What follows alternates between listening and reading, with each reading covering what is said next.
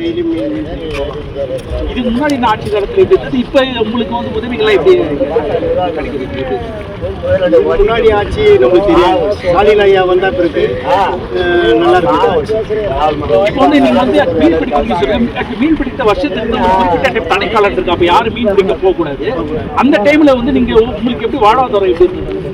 வாழ்வாதாரம் எங்களுக்கு ரொம்ப கஷ்டமா இருக்கும்.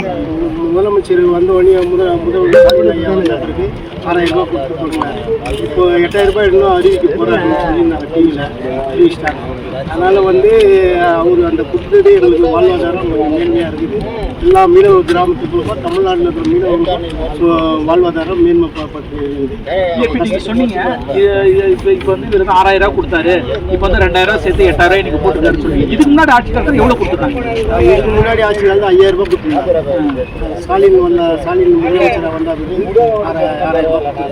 இன்னைக்கு வந்து 6000 ரூபாய் இல்லாம பிளஸ் கோடைக்காலம் அப்படின்னு சொல்லி 2000 சேர்த்து 8000 ரூபாய் இன்னைக்கு எல்லாருக்கும் கொடுத்துருக்காரு.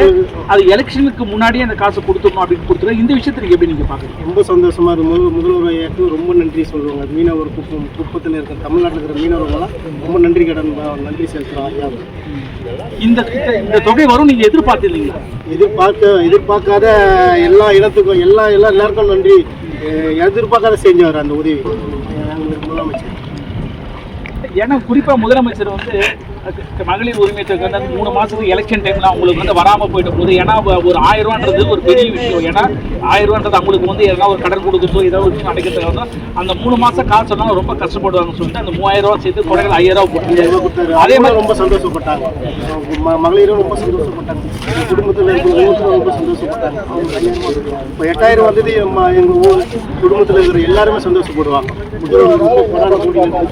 திருப்பியும் மீண்டும் முதலமைச்சர் ஸ்டாலின் தான் வரும். இப்போ நீங்க சொன்னீங்க இது முன்னாடி ஆட்சி காலத்துல 1000 ரூபாய் கொடுத்தாங்க, இப்போ வந்து 6000 ரூபாய் + 2000 ரூபாய் சேர்த்து 8000 கொடுத்தாங்க. ரொம்ப சந்தோஷமா இருக்கும். எனக்கு ரொம்ப நிம்மதியா தொழில் செய்யுதுன்னு சொன்னீங்க. இப்போ தமிழ்நாடு முதலமைச்சருக்கு என்ன சொல்ல விரும்புறீங்க? ரொம்ப நன்றி. தமிழ்நாடு முதலமைச்சர் ரொம்ப நன்றி. அவருக்கு மீண்டும் திருப்பியும் முதலமைச்சராக வரணும். அந்த மீனவர்கள் எல்லாம் மொத்தமாக சேர்ந்து ஒட்டு மொத்தமாக ஓட்டு போட்டு அவரை தேர்ந்தெடுப்போம்.